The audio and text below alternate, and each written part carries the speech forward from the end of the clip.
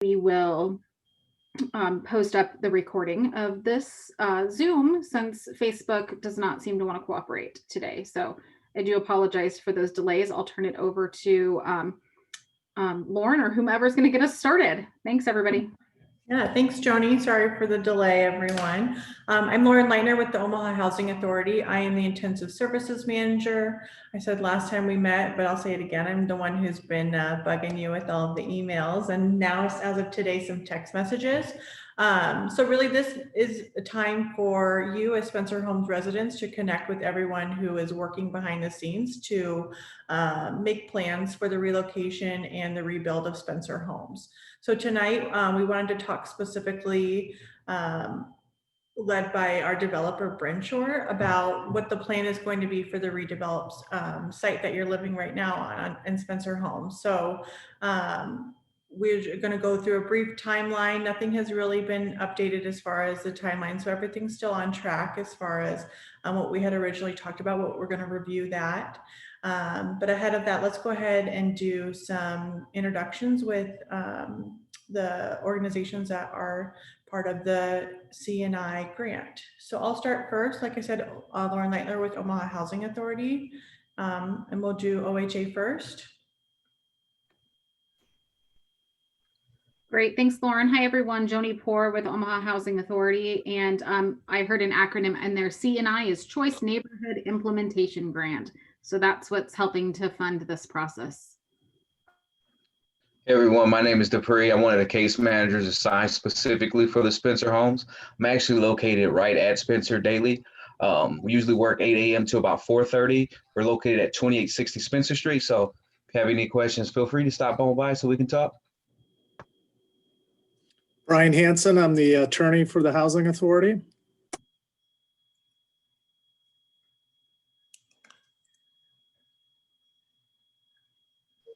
I'm Treya Bowden. I'm a case manager with Spencer Homes, and I'm available if you guys need anything. So you can feel free, just like Dupree said, to stop by the office or give us all a call at any time.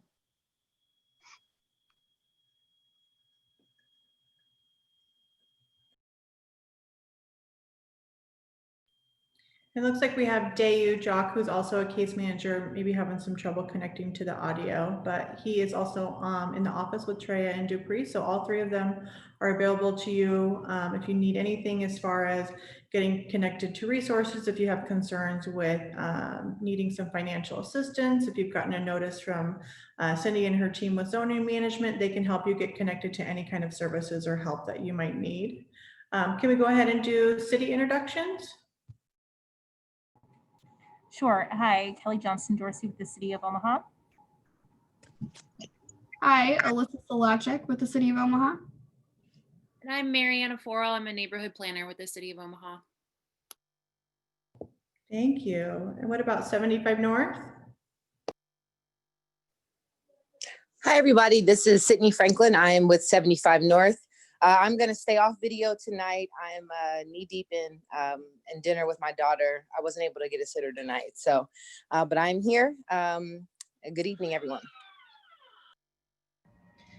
Hi, everyone. Crystal Ryder, People Plan Manager with 75 North. I've seen quite a few of you just a few weeks ago. I'll be seeing a lot more of you as we begin to launch our series that the case managers will start handing out your flyers to you guys next week. We're going to meet every Wednesday in November. So be on the lookout for that. And I look forward to engaging a lot more. Thank you. And then CVR.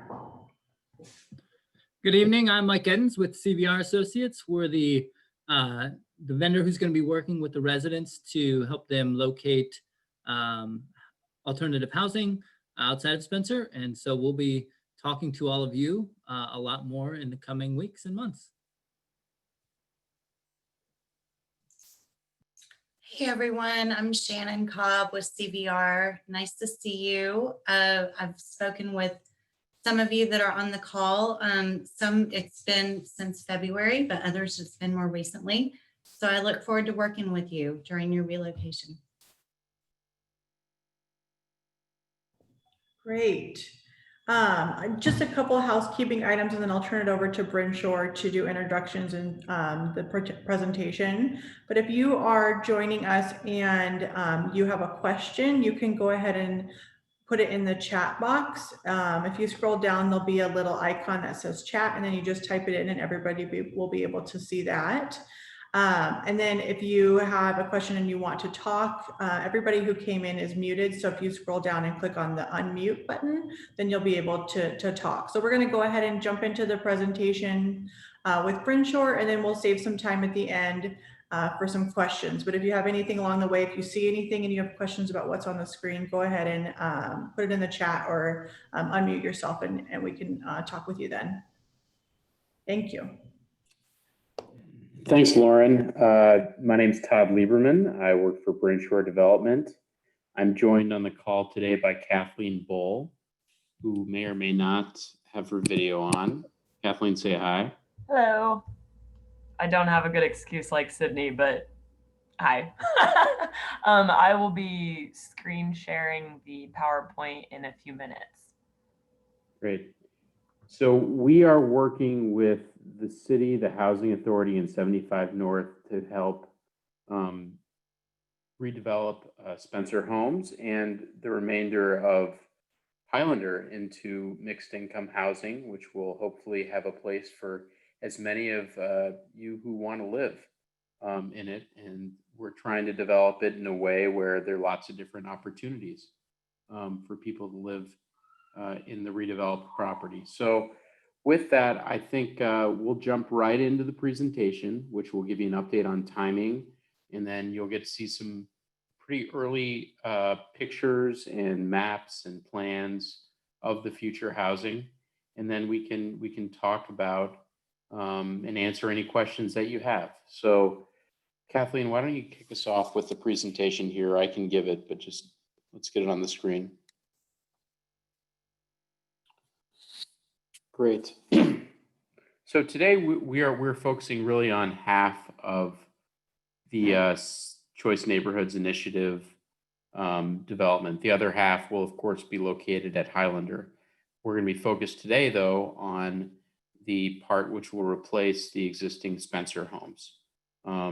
Just so everyone's aware, work won't start for many years, so for 2 years. So you have time right now to stay where you are, obviously, and begin meeting with the case managers, begin talking to Crystal and her team on the people plan, and begin making plans. So nothing's happening tomorrow.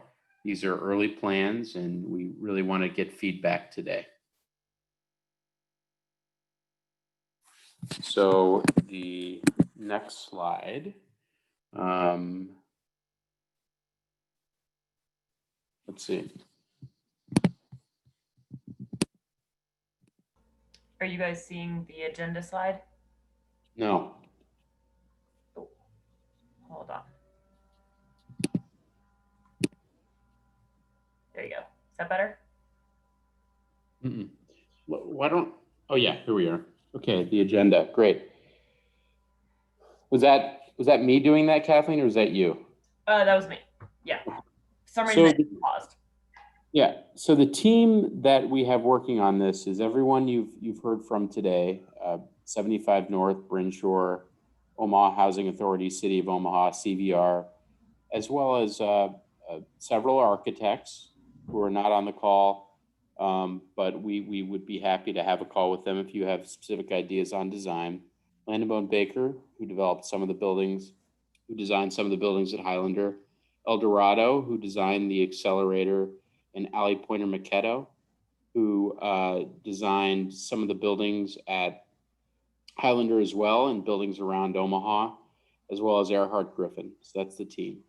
The timeline is we're starting likely in the summer of 2022 and opening fall of 2023 for both phases. So on both sides of 30th Street that we're going to talk about today.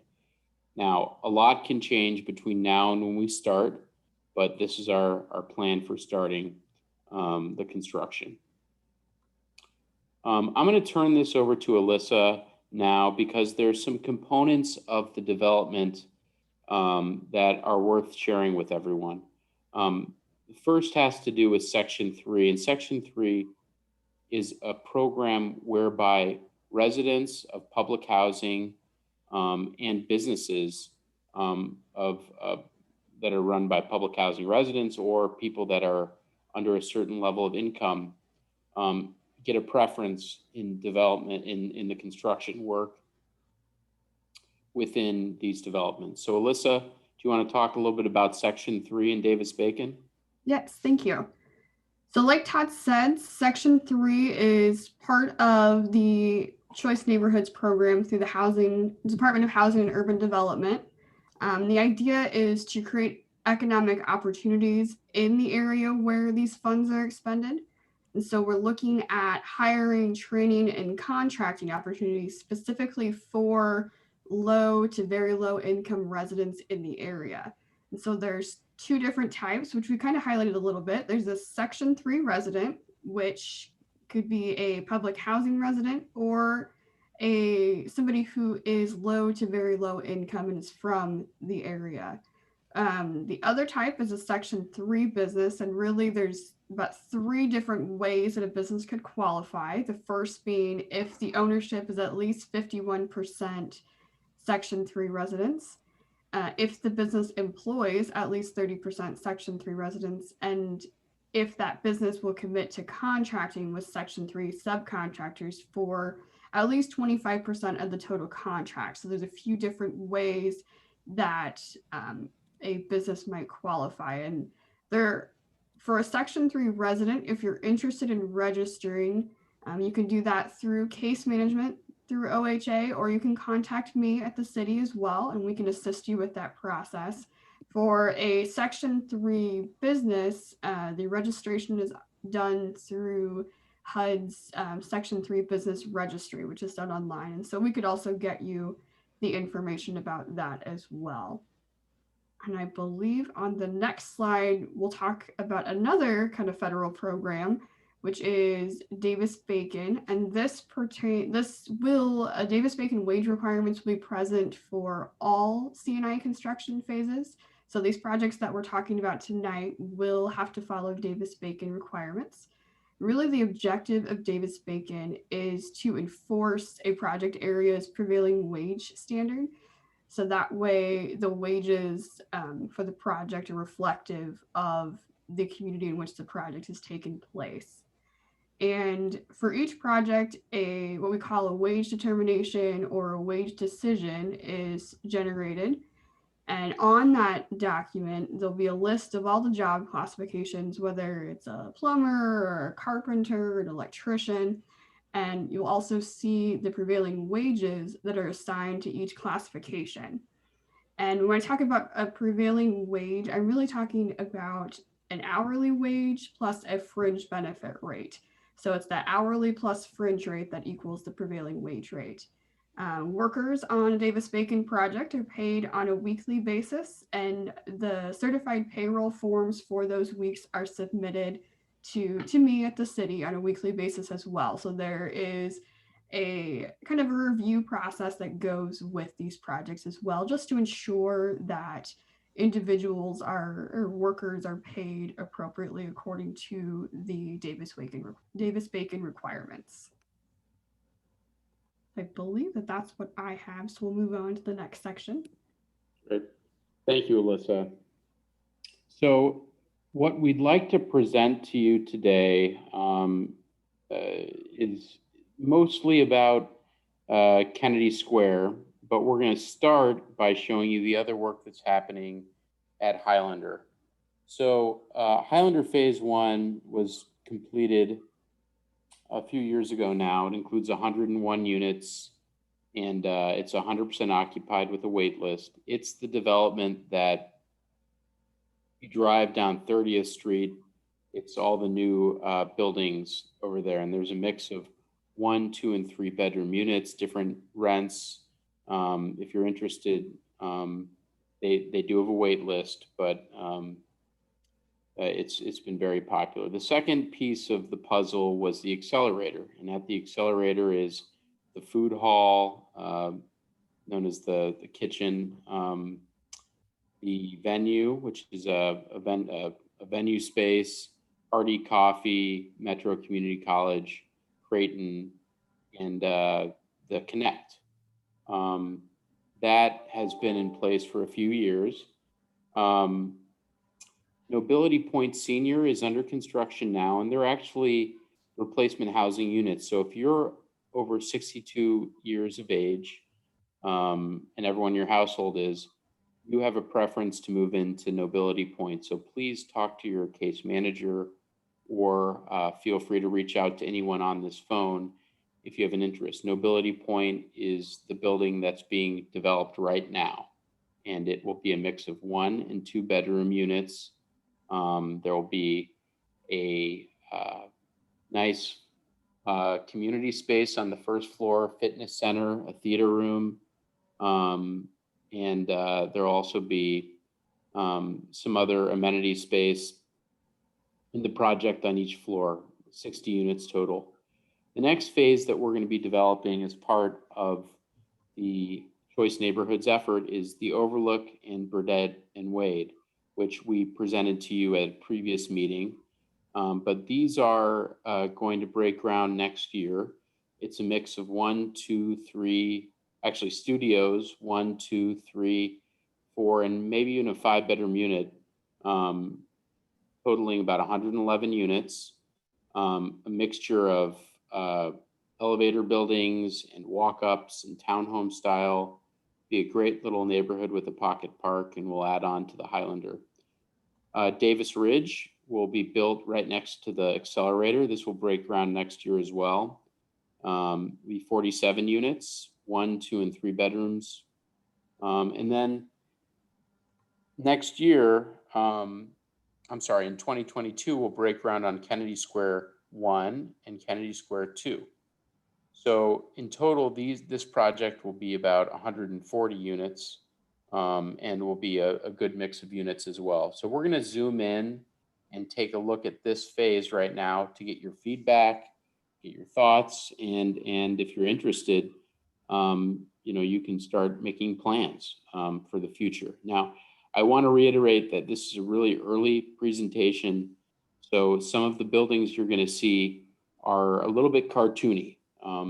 They are not realistic like a photo. They're just an artistic representation of what a building may look like. So the future building may not look exactly what you're going to see today, but that's okay. We want to take your feedback now so we can make some changes.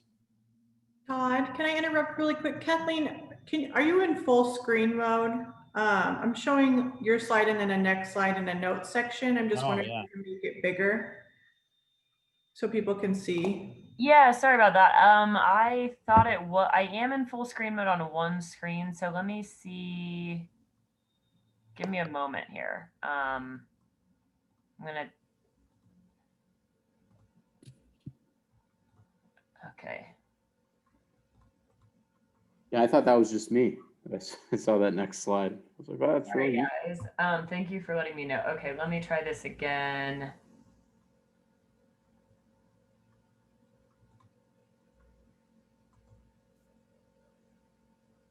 How is that? Okay, who knew it picked one of the two? Do you guys want me to go back to the map slides so that people can clearly see that again? Sure. Okay, and I think I skipped ahead as well.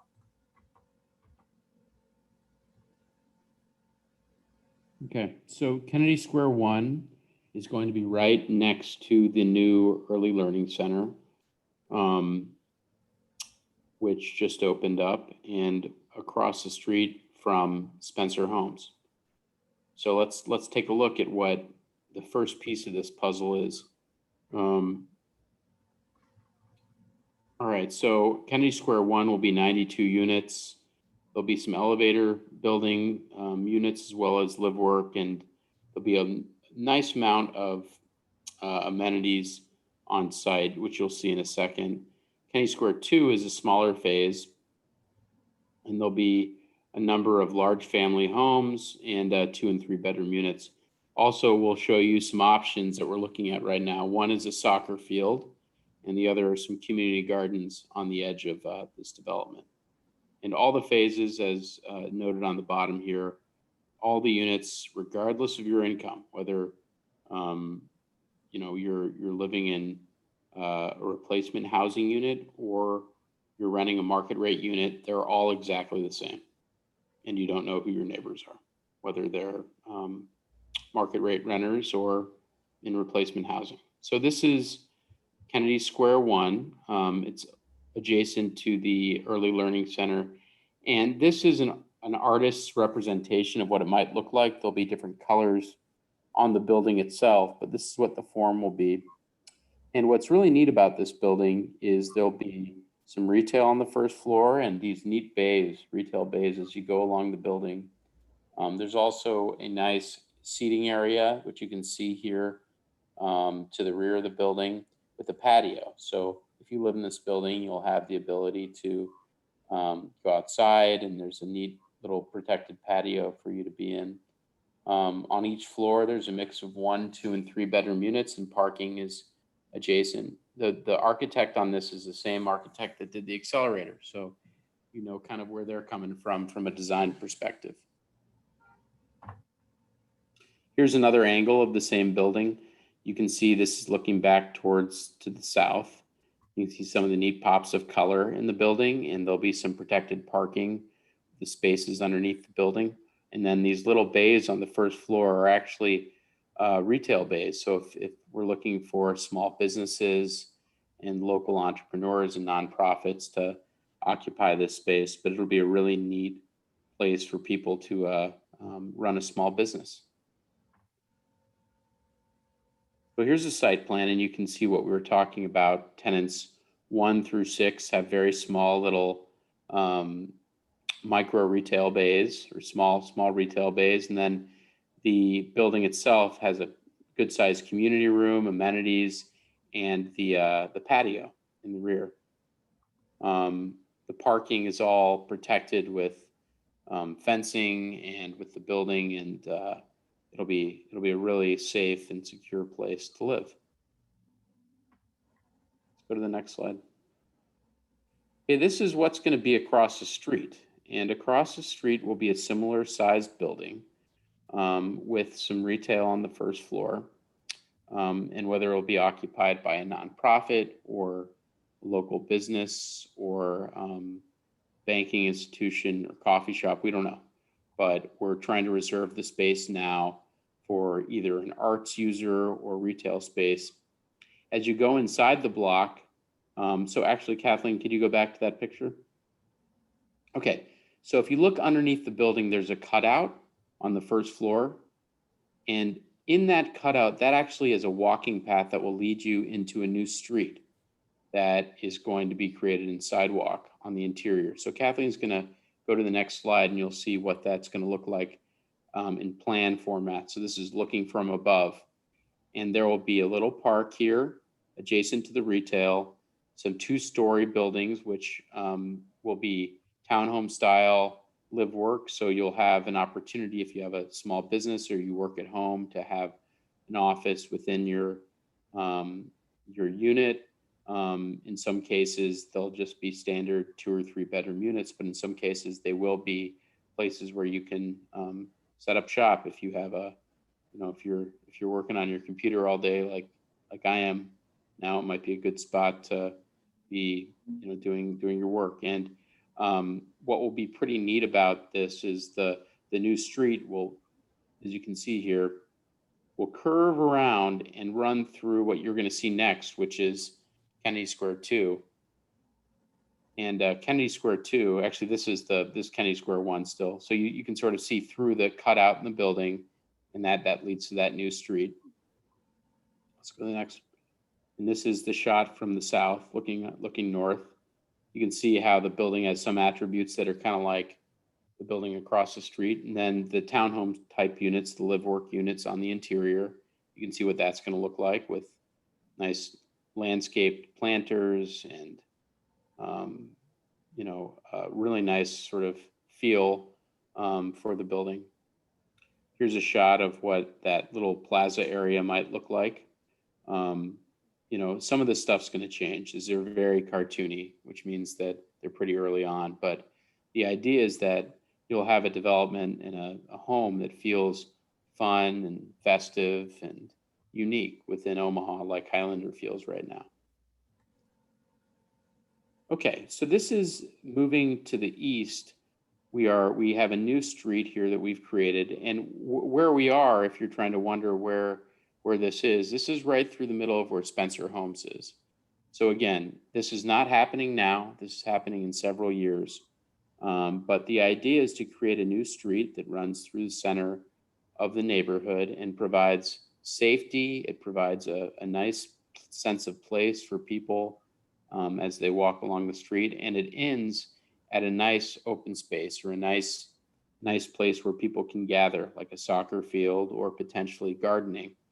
And this phase of the project, Kennedy Square 2, will have a lot of family style buildings. This is the urban farming or gardening idea. But all the buildings along this new phase will be more family style, more like what you've seen on the interior of Highlander or the neighborhoods. There'll be a mix of townhomes and small walk-up buildings and some single-family type homes. And at the end of the street, you'll have this great open space that we're still working out. And a lot of it's going to be dependent on users. So we're talking right now with a group that really is interested in soccer and another group who's interested in urban farming. And you know, the first good idea wins. And we'll probably have a good handle on what will be developed in the future for that open space. But you can see the feel of these two developments together as you kind of walk along the street and you look at the buildings. You know, Todd, you said the first idea wins, but really the point of this meeting is to say that your information wins. So whatever you share with us, when we did the needs assessments, and then we're going to be really ramping up engagement with residents here pretty soon. So the information that you share with us as far as what you want to see and what your family wants to see and needs, and you know, parks that you wish that you had down the street for your kiddos, like that information is important, and it helps us make decisions as we kind of put all these plans together. Yeah, Lauren, that's a really great point. And this is what the meeting is for tonight, is to get your thoughts, what you like, what you don't like, what you'd like to see, where you'd like to live, and to hear more from you. And this is the beginning of a conversation, not the end. So we'll have other meetings like this as the plans evolve, and we hope that we listen and are able to incorporate your thoughts into the next version of the plans. So with that, we have a lot of names on the screen here.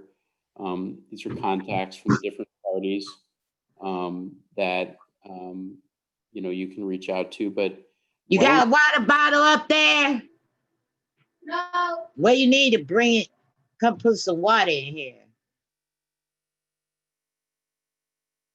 So if you guys have any comments, you want to ask questions, what you like, what you don't like, now's the time, and we can go back to slides that you saw earlier, but we really want to hear from you.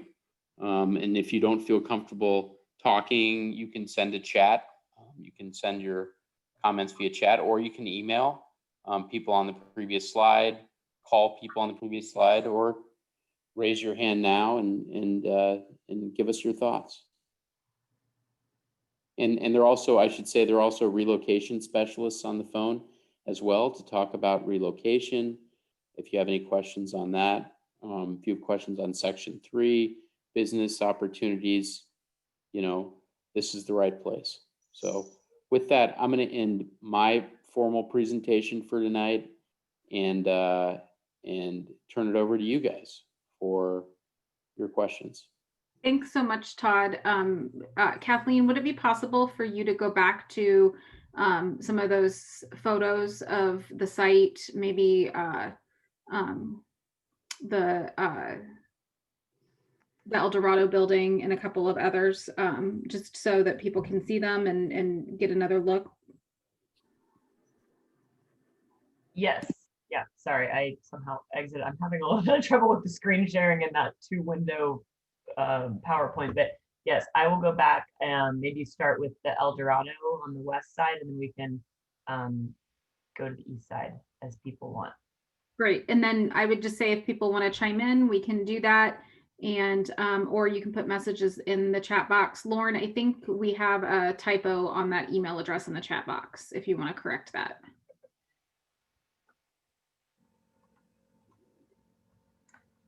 Can you guys see my screen? I'll go ahead and into presentation mode. Yep. Okay.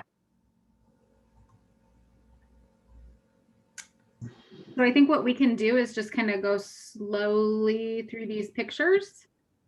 And if you've got anything, please jump in.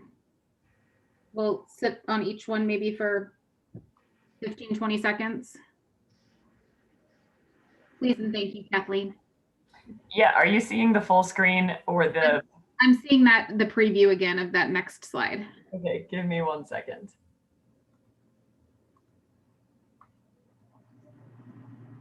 And then it does look like somebody put in the chat box who the relocation specialist is that they need to chat with. And so Mike with CPR did put the phone number in there to contact Shannon to discuss relocation. So that is, if you're thinking, if you're wondering who to talk to about right now, I'm in an important meeting. that number is in there.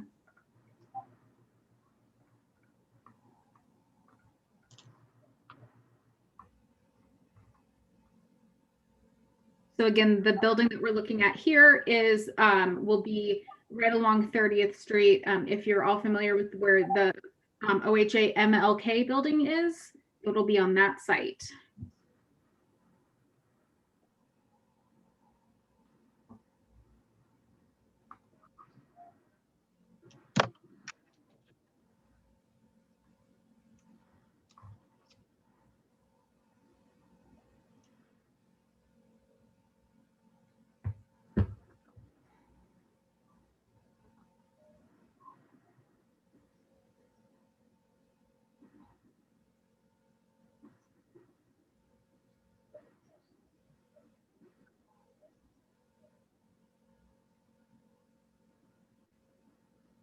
Okay, I'm an old resident for Spencer. They really never used the study center at all. Is that an option for that to be put back in place for the children to go after school or for the summer project? Like, because they used to do like field trips and stuff with the kids and maybe like an after school program. Is that still going to be in place for the children?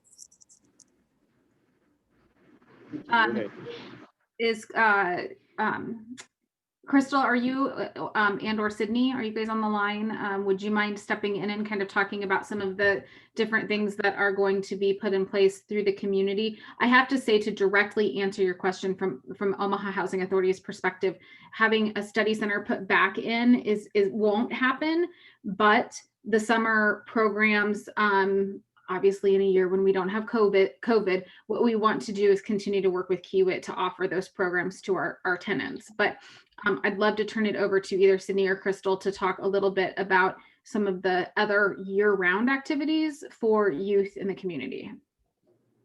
Yeah, so hi, Crystal. We've currently been working on the people plan, and that's what we plan to share with you guys beginning in November.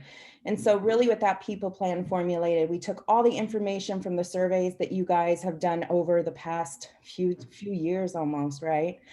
So we took all that information and with the data that was created, we formulated this plan. So a lot of that is around early education, health and wellness for the kids. So there will be a lot of programming. Now, I don't know what traditionally OHA has had for you guys, but we will continue to offer, or we will begin to offer different programming. And we look forward to kind of unpacking that because there's a lot that goes into all of that. We look forward to unpacking that in November. Also, just in case you guys can't be at those meetings, we do plan on recording those kind of like we're doing now, so that you can go back and review. But if you guys have any suggestions, please reach out to your case managers, because we're open for ideas. We know what right now, with kind of the way the world is, with COVID and all of the things, the world's a little heavy. So if you guys are seeing some things with your kids and you have any ideas of programming that you would like to see or that could benefit just you guys or your kiddos, just reach out to your case managers and let us know. We're here for you. So what you guys want, we would love to be able to provide. And if we can't provide it, we have amazing partners in the community that definitely can provide those. So I guess I didn't exactly give you what you were looking for, but there's a lot to unpack, and we will be providing that to you guys shortly here. And hi, this is Sydney Franklin, also with 75 North. I can just add, so a variety of after school programs specifically are at play at, for instance, like Franklin Elementary, which is a neighborhood elementary school, and then also Howard Kennedy Elementary, which is just across the street from Howard Kennedy. And those are things that, through this opportunity, we're working to make more robust. This call and all of these engagement opportunities are for us to learn about what the needs are specifically for youth and children. So if there are things in terms of after school activities or weekend, maybe Saturday school opportunities for kind of education focused activities that this group would like to see embedded in the neighborhood, Crystal is exactly right. These engagement opportunities are the time to let that be known. So if there are requests around things that are non-existent in the community that folks would like to see added, that's exactly what we're here to do, is to facilitate access to those things. And if there are things that need to be created or programs administered, we can see that happen as well. So so please continue to speak on those. And if there are specific targets or specific programs that folks would like to see implemented, that's what we're here to do. 75 North specifically, that's the whole reason we exist, is to help create access to that type of thing.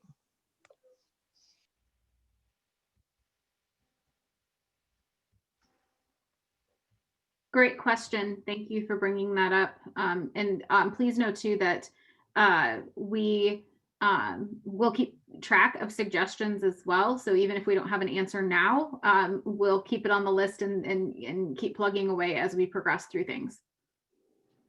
It looks like we had a question where a resident was potentially advised that OHA is giving people Section 8 and advised what she needed to do to apply. Is there anything else we can advise about residents whose preference was for Section 8? Absolutely, we can today.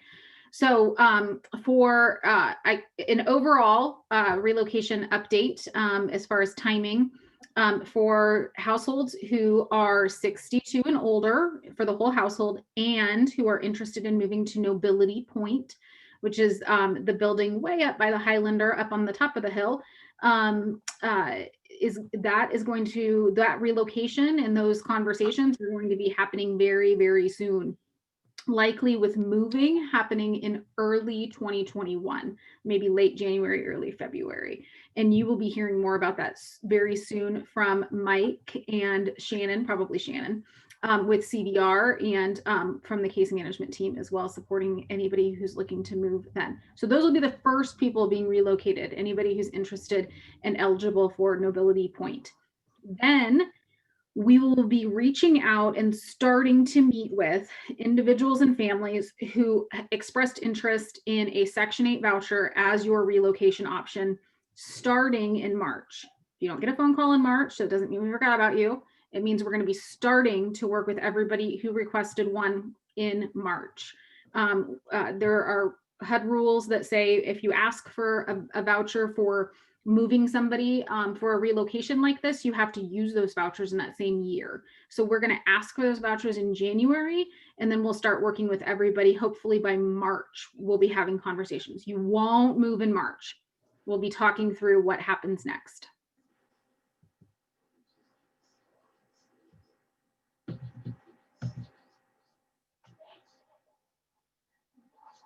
And I'll let Kathleen keep again, that you're looking at here, this would be right on the corner of 30th Street where Spencer Homes currently is sitting.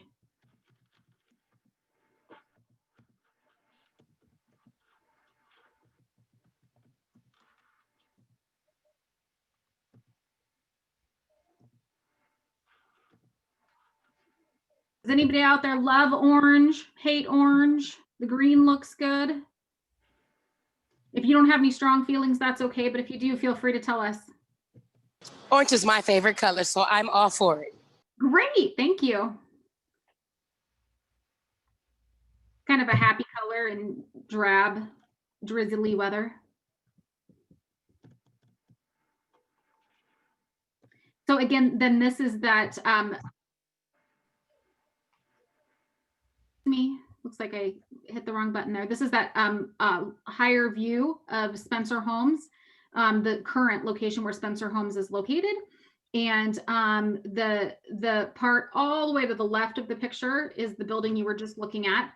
And then where all the way to the right on the other side of kind of where that tree line is, that would be the interstate.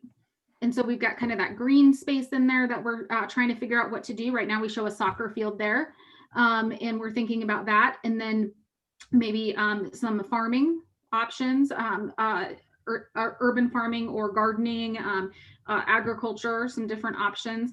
But also what you see there is replacement housing, townhomes primarily, I believe. Mm-hmm.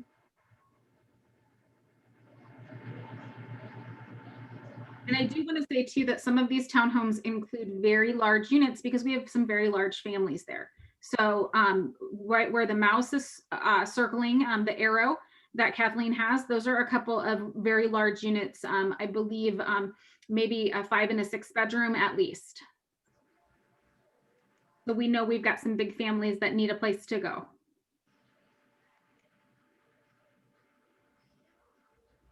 Thanks so much, Kathleen. I appreciate you're just jumping right in there. You're welcome.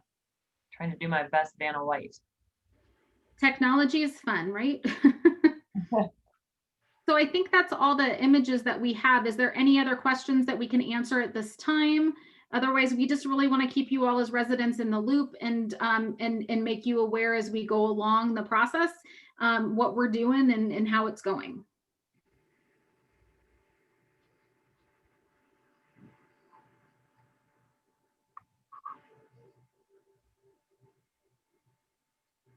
Okay, then. Well, we will come back and there's that contact information again. I'm sure we'll be back sometime in the near future again to as these plans continue to develop and as we get more information, we will bring that back and share it with you. Last time we talked about those properties that are up closer to the Highlander location. This time we wanted to bring you what we have now for the actual Spencer site, and we'll just keep sharing that with you as those plans evolve. Does anybody else from the city, 75 North, Bryn Shore, OHA have anything to share before we cut everybody loose for their evening?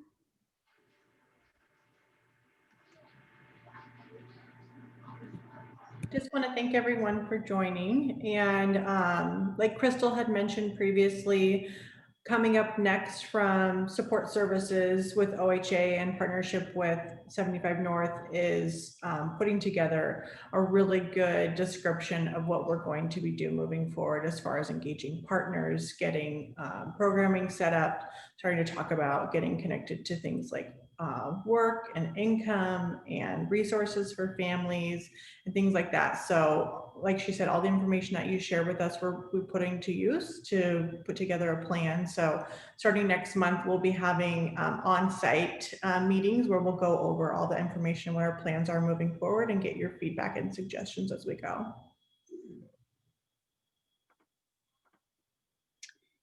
Great. Well, thank you, everyone. This recording, again, I'm terribly sorry if anyone was trying to join on Facebook Live and could not. We will get this. It takes a little bit for Zoom to download recordings, but once we have it, we will get that uploaded to Facebook. And then if you're like, hey, I really need to go back and see that drawing, you can do it. Great. Thanks, everyone. Thank you all. Have a great one, everyone. Thank you.